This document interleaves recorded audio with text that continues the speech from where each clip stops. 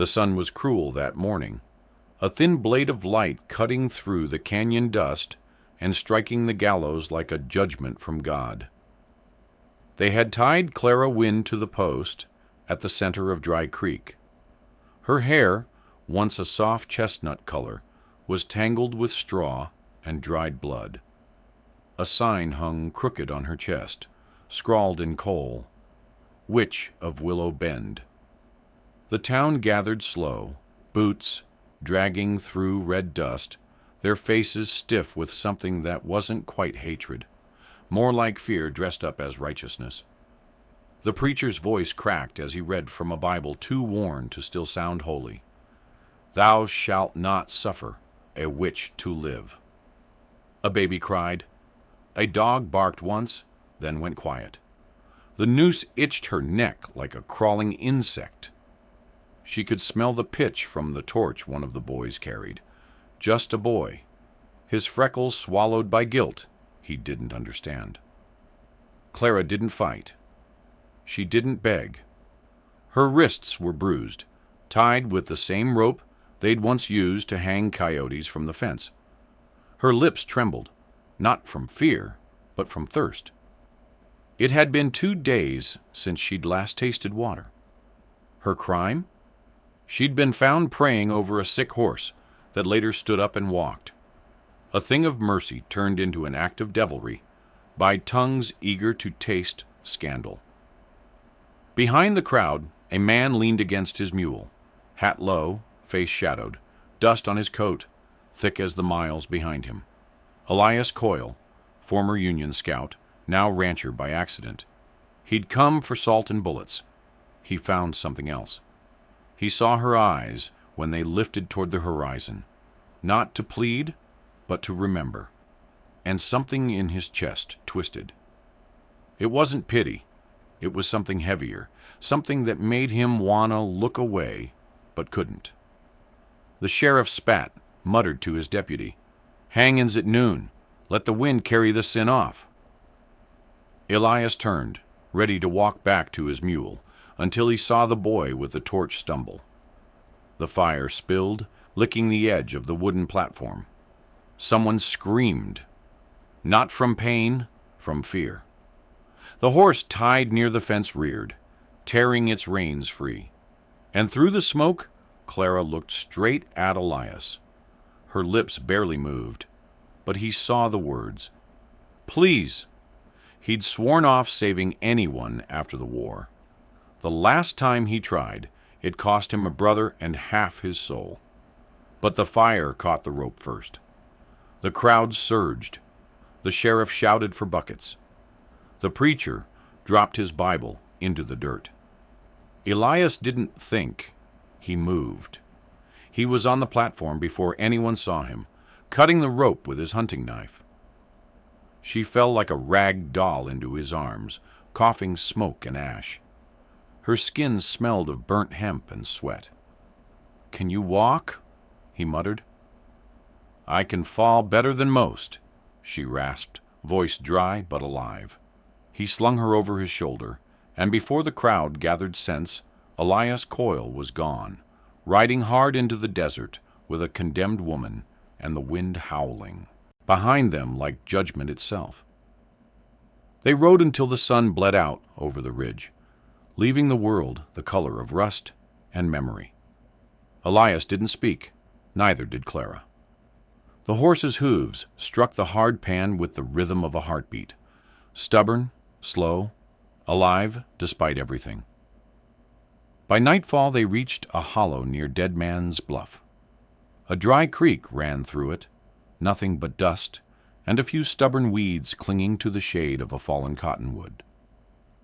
Elias pulled the horse to a stop and eased Clara down. Her ankles gave way, rope burns raw and swelling. She hit the ground hard, but bit her lip instead of crying out. He handed her a canteen. She drank like someone remembering how to be human. The water spilled down her chin, darkening the dirt. "Why'd you do it?" she asked finally, voice scraping through the silence. "Wasn't planning to," Elias said.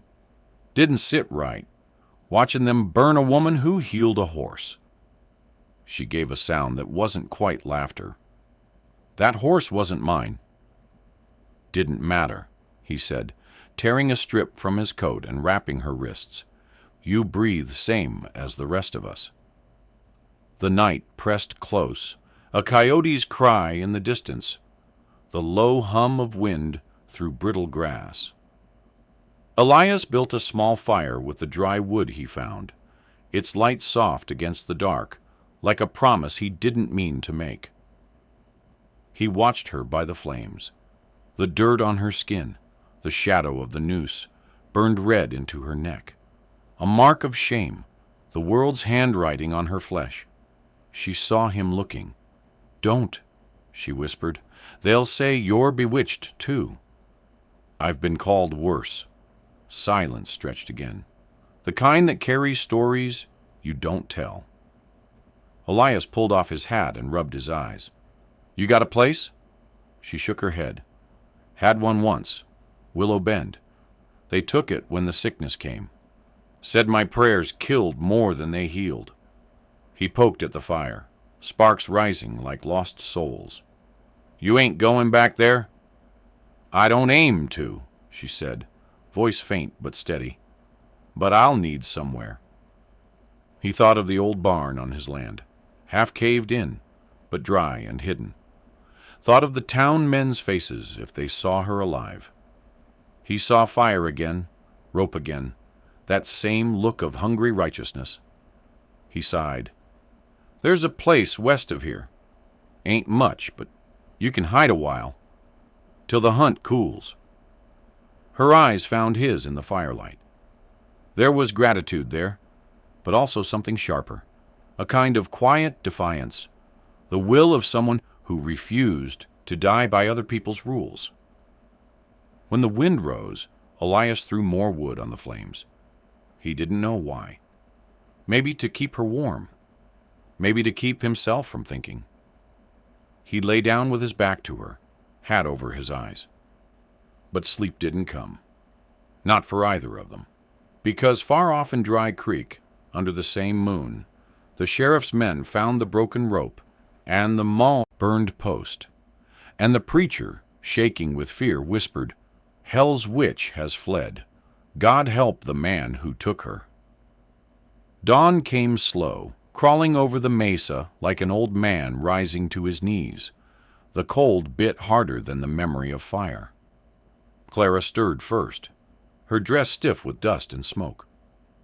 She touched her neck, the skin raised, blistered in the shape of the rope's kiss.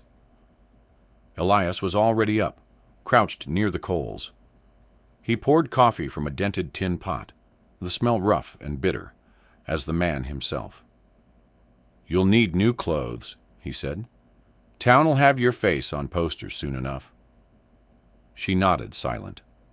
Her fingers brushed the edge of the sign they'd tied around her. Witch of Willow Bend. She'd kept it, folded it once, then again.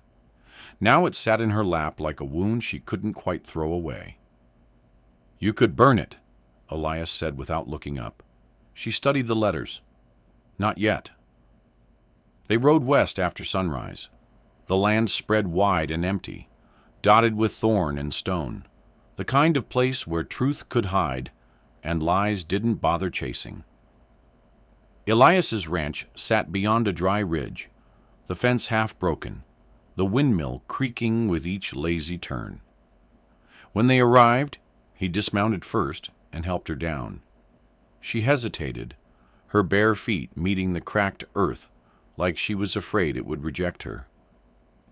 This it? She asked. Used to be more, he muttered. Storm took the roof last spring. Coyotes took the rest. Inside the barn, the air smelled of hay and old rain. Light came through holes in the roof, sharp as needles. She touched a beam scarred by fire. What happened here? Elias paused at the doorway. War, he said simply. Followed me home. He fetched a blanket, an old shirt, a can of beans. She accepted them with quiet grace. When she lifted her sleeve, he saw the brand burned into her forearm. Small, crude, still red. "Jesus," he whispered. "They did it before the trial," she said, voice flat. "Said if I lived through the hanging, the mark would remind folks who I was." He stared at it. The brand of the rope pressed into skin that hadn't done a damn thing wrong. Something inside him snapped. Quiet, but final. "Come outside," he said. She followed. He took his knife from his belt, heated the blade in the fire until it glowed dull orange. She flinched when he reached for her arm. "What are you—" "Trust me." She hesitated. Then she nodded once. He pressed the flat of the blade to the mark. Quick, hard, clean. The smell of burned flesh hit the air. She didn't scream, only bit her lip until blood ran down her chin. When he pulled the knife away, the old mark was gone, replaced by something raw but new. He dropped the knife into the dirt. "It's yours now," he said, "not theirs." She stared at the wound, trembling. Then, slowly, she smiled. A small thing. A hard thing. Behind them, a hawk cried over the valley, sharp, defiant. Elias looked toward the horizon. "They'll come," he said. "I know," she whispered, "but I won't run again." He nodded. "Then I reckon we better make the place worth dying for." And somewhere between the ashes and the wind, the first fragile roots of trust began to take hold. The next morning smelled of dust, old hay, and coffee burnt just enough to taste like grit. Elias stood on the porch, scanning the far ridge with a soldier's eyes. The horizon had that stillness before trouble, the kind of quiet that hummed under the skin. Clara worked in the yard, sleeves rolled up, tending to a half-dead patch of sagebrush. She'd found an old bucket, a dented hoe, and a small well of water left from spring. Each motion was steady, patient, like she was planting something only she could see. When she caught him watching, she said softly, "They'll come before sundown." Elias nodded. "I know." He went to the barn, pulled down his rifle. The wood was cracked, the barrel clean. He hadn't fired it in years, but it felt too familiar in his hands. War had taught him many things. Mostly that violence never came clean. It came back with ghosts, on its breath. By noon, the sky turned white hot. Dust rose along the trail. 3 riders. The sheriff's deputy, the preacher, and a stranger leading a horse with a coil of rope hanging from the saddle horn. Clara froze. Her breath went shallow. The mark on her arm throbbed. Elias stood in the yard, rifle across his shoulder, voice calm but low. "You're trespassing." The preacher dismounted first. Sweat ran down his temples, staining his collar. "We're reclaiming a prisoner," he said. "A witch escaped, righteous judgment." "She ain't yours to claim," Elias said. The deputy spat. "You harbor her. That makes you complicit." Elias didn't move. Then, "I'm guilty." The third man, the one with the rope, smiled. A thin, cruel smile. "You the one who cut her down?" "Maybe." The man reached for his belt. Elias's finger twitched near the trigger. Clara stepped forward, then, quiet, steady. Her bare feet sank into the dust. She held up her arm, the burned flesh where the brand used to be. "You looking for this?" she said. The men hesitated. The preacher crossed himself. The brand, gone, replaced by clean, scarred skin. "She's marked by sin," the preacher muttered. "She's marked by fire," Elias said. "And she lived through it. Ain't that closer to resurrection than witchcraft?" The words hung heavy. Even the wind stopped. The man with the rope dismounted, pulled the noose from his saddle. "You talk pretty for a man ready to die." Elias didn't flinch. "I've done that before." The stranger swung the rope. a hiss through the air. But before he could throw it, the horse beside him reared suddenly, kicking sand and screaming. The animal refused to move closer to Clara. Its eyes rolled, white nostrils flaring. The men cursed, trying to steady it, but the horse twisted and tore free, galloping into the desert. That's when the deputy saw something shift, the crowd's courage breaking like a brittle bone. "She ain't worth dying for," the preacher muttered. "Then ride home," Elias said. "Tell your God she's already been judged." For a long moment, the man with the rope stared at Clara. Maybe he saw the fire in her eyes. Maybe he saw something else, something human he didn't want to admit existed. He spat in the dirt, turned his horse, and rode. The preacher followed, muttering a prayer. Only the deputy lingered, eyes darting between them. "You can't hide forever," he said. "Don't need to," Elias replied. "Just long enough to outlive your kind." When the last of their dust faded, Clara let out the breath she'd been holding. Her knees gave a little, but Elias caught her arm before she fell. "That horse," she whispered. "It wouldn't come near me." "Maybe it knows," Elias said quietly. "You've had enough rope for one life." She stared at the noose lying in the dirt. Then, wordlessly, she picked it up, tossed it into the fire. The hemp hissed, curled, and burned to ash. They watched until it was gone, until nothing but the faint smell of smoke and forgiveness lingered in the air. For 3 days the sky threatened rain and never delivered. It hung heavy and dark, like a thought too painful to speak aloud. Clara stayed mostly silent.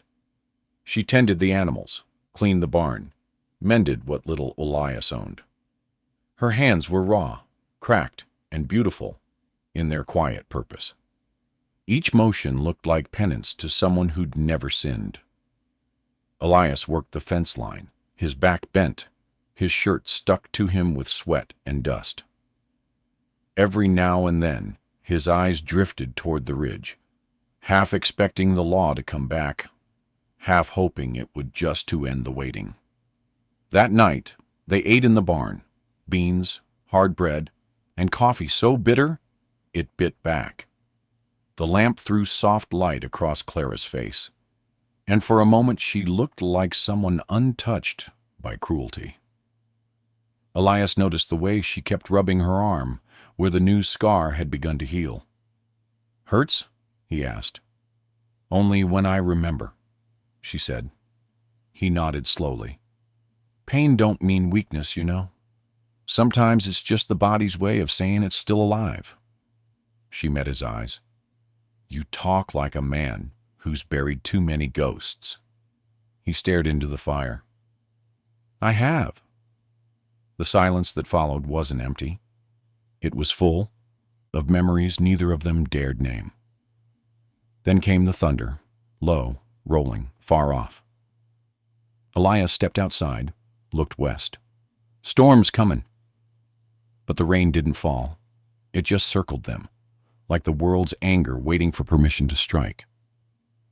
That night Clara dreamed of water, of standing waist deep in a river that ran backward, dragging her toward the dark shore. When she woke, her cheeks were wet, not from rain, from tears.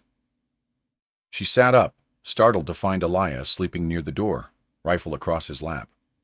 He wasn't guarding the house. He was guarding her. She watched him in the dim light. The scar on his jaw caught a glint of moon. His hand twitched in his sleep, as if he were reaching for something he'd already lost. When he woke, he found her sitting at the edge of the fire. "You could have gone," she said softly. "Left me to whatever comes." "Could have," he agreed.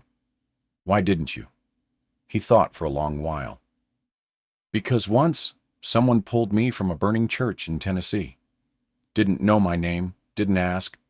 Just said, 'You'll look like you still got something worth saving.' He turned the coffee tin in his hands, voice rough. Maybe I'd just been waiting to pass that on. Clara looked down at the dirt between them, the ashes of the rope still faintly visible there. And if what's left in me ain't worth saving? Elias leaned back, exhaled slow. Then I reckon we'll build something new instead. Outside, lightning flashed, but the storm never came. It hovered there, like mercy, almost ready to fall, but not yet brave enough. By the next sunrise, the air had gone strange, heavy with dust and quiet, like the world was holding its breath. Clara woke to the sound of a shovel biting earth. When she stepped outside, Elias was digging near the dry well behind the barn. His shirt clung to his shoulders, his breath coming slow and steady. "What are you doing?" she asked, voice still hoarse from sleep. "Ground's loose here," he said. "Figured it's as good a place as any." "For what?" He looked up, eyes tired, calm. "To bury what's left of it." She saw then what lay beside the hole. The last black strands of rope, half burned, the sign that once hung on her chest. Witch of Willow Bend. He'd saved it, not out of pity, out of something closer to reverence. The way men keep reminders of what they've survived. Clara knelt beside the pit. The dirt was warm beneath her fingers. She traced the letters one last time, the coal smearing her fingertips. "They made me wear it while they prayed," she said. "Said it would make me confess." "Did it?" She looked up. "No, but it made me hate the sound of my own name." Elias lowered the rope and signed into the hole. "Then it don't deserve to keep it." He handed her the shovel. "Do it yourself." Her grip shook at first, but she steadied it. Each scoop of dirt sounded final, heavy, like small thunderclaps swallowed by the earth. She buried it slow, until the last corner disappeared. When it was done, she stood silent a long time, the wind tugging her hair. Elias placed a small stone over the mound. No words carved, no names, just a stone.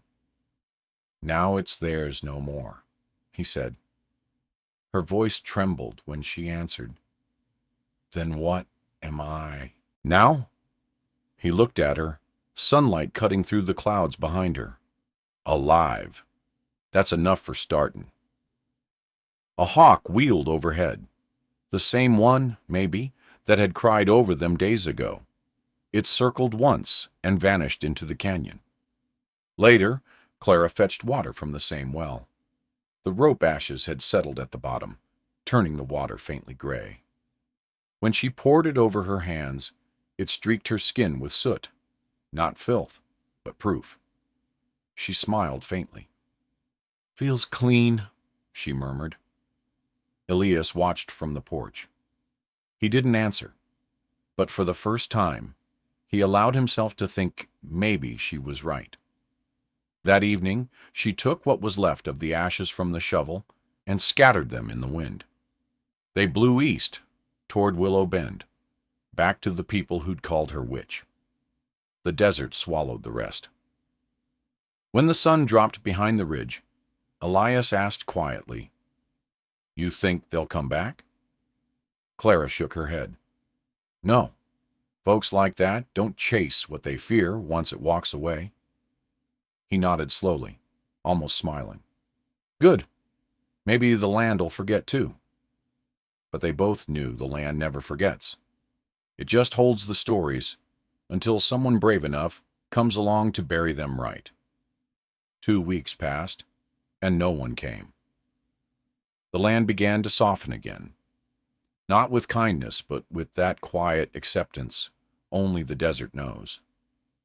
Dust settled on old sins, and the wind carried whispers too faint to name. Clara started planting wildflowers along the fence, brittle seeds she found in Elias's shed. She said they wouldn't take in soil like this. He said it didn't matter.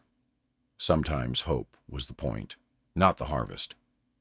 She smiled at that, small, crooked, human. At dusk, Elias sat sharpening his knife on the porch step. The sound, soft steel on stone, mixed with the low hum of crickets.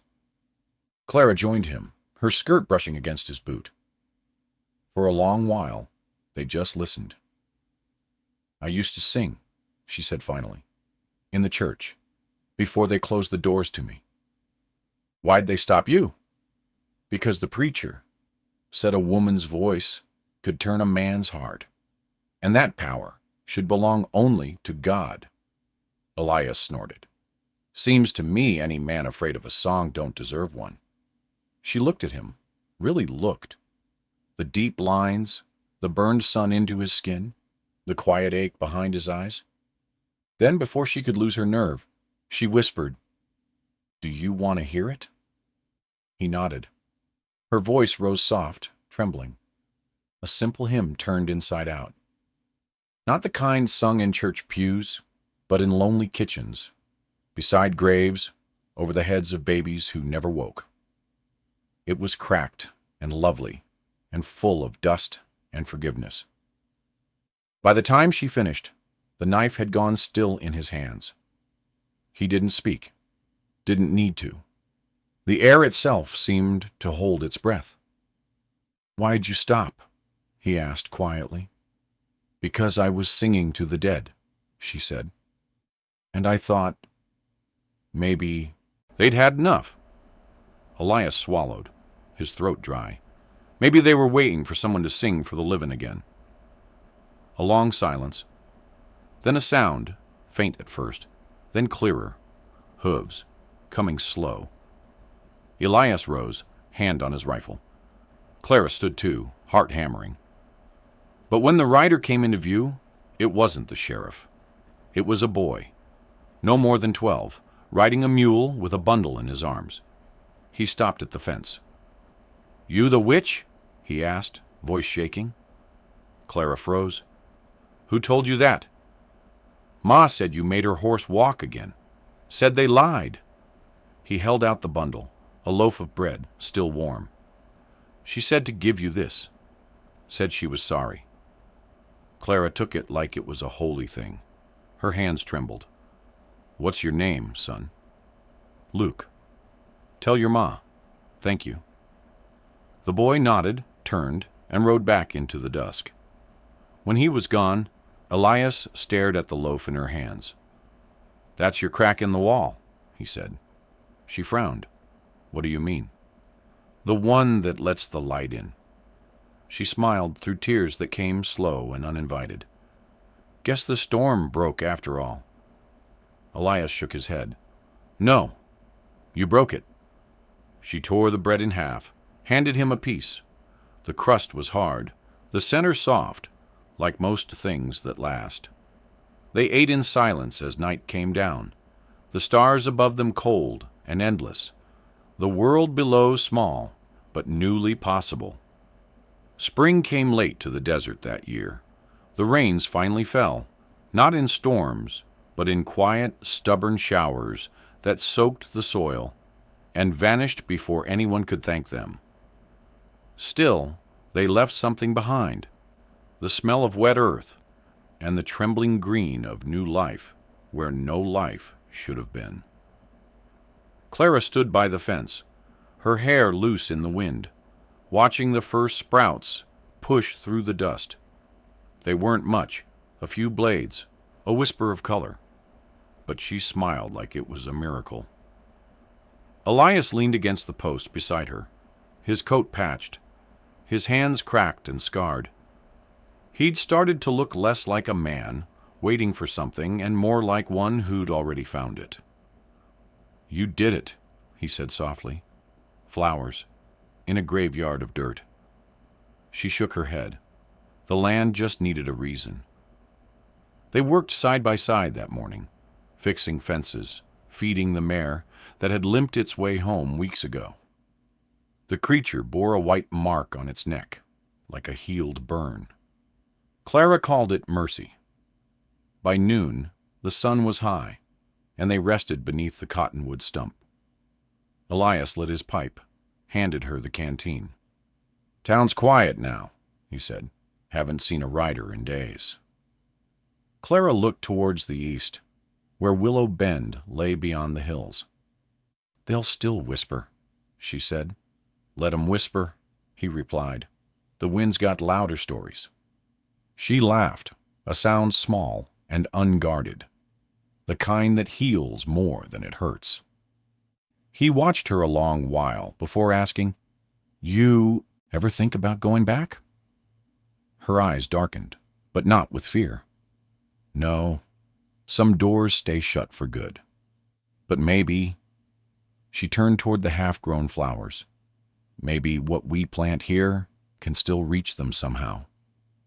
A silence passed, full and calm, the kind that belongs to people who've already said the worst things they'll ever have to. Then she reached into her pocket and pulled out something blackened, a fragment of the old rope she'd thought was gone. It must have survived the fire, buried under the ashes near the well. She held it out to Elias. "Burn it," she said quietly. He took it, turned it once in his palm. "You sure?" She nodded. "No ghosts left worth keeping." He dropped it into the coals. The rope hissed, curled, turned to smoke. The smell was sharp, bitter, gone in a breath.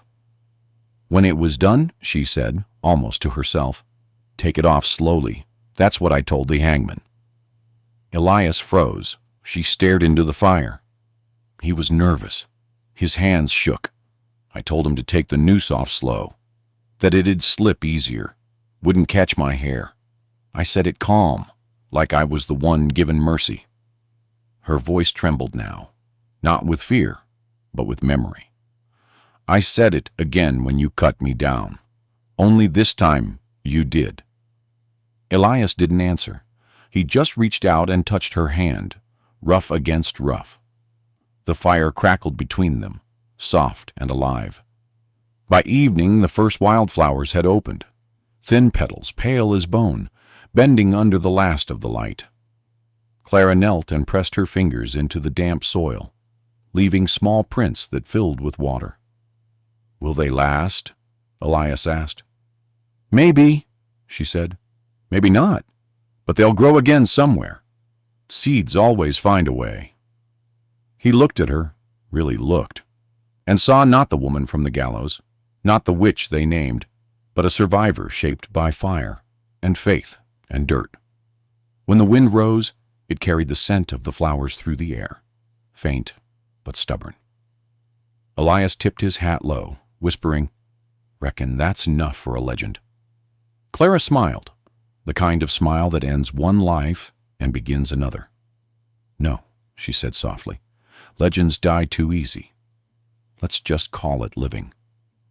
The last light of day caught her scar, a thin silver line across her arm, and for a moment it glowed like a promise. Not healed, not gone, but hers. And somewhere beyond the hills, a boy on a mule told a story by firelight, of a witch who wasn't and a man who stayed, of a rope that burned, a crowd that fell silent, and a garden that grew where shame once lived. The fire crackled. The desert listened. And the wind, as always, remembered everything.